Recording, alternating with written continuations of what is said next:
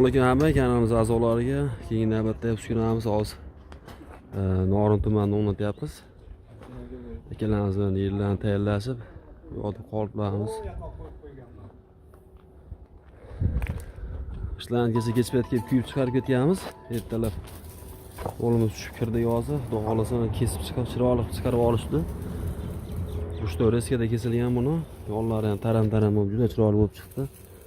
Xolos burchaklar, diagonalar hamma chiroyli. Bu yoqda 3 ta qolib turibdi, 17 ta qolib bilan kelgan bu yerga.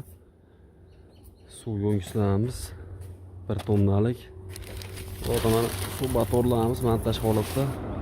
Kecha yomg'ir yoqqaniga ustini o'rab qo'yishdi akalarimiz.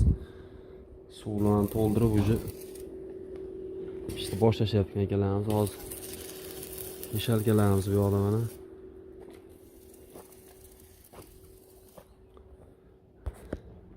Oldi reskalarimiz ham turibdi. Shavlon reskamiz universal.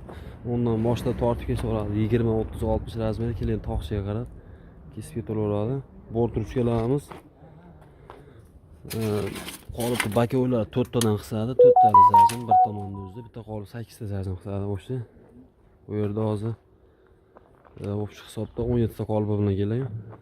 17 ta qolip bilan kelib, xudo xolasa unda mana ishga tushirib berdi ekanlar. Bu tomonga qolib terisharkan joylarni qilishyapti hozir tayyorlab. Yarim kubalik mishalganmiz 220 ga motorni moslaganmiz. 3 fazaga ham 220 ga ham ishlaveradi. Astonlarni tayyorlab chiqarib berganmiz. Kranchilarni 120 lik sifatli kranchilar qo'yib beryapmiz.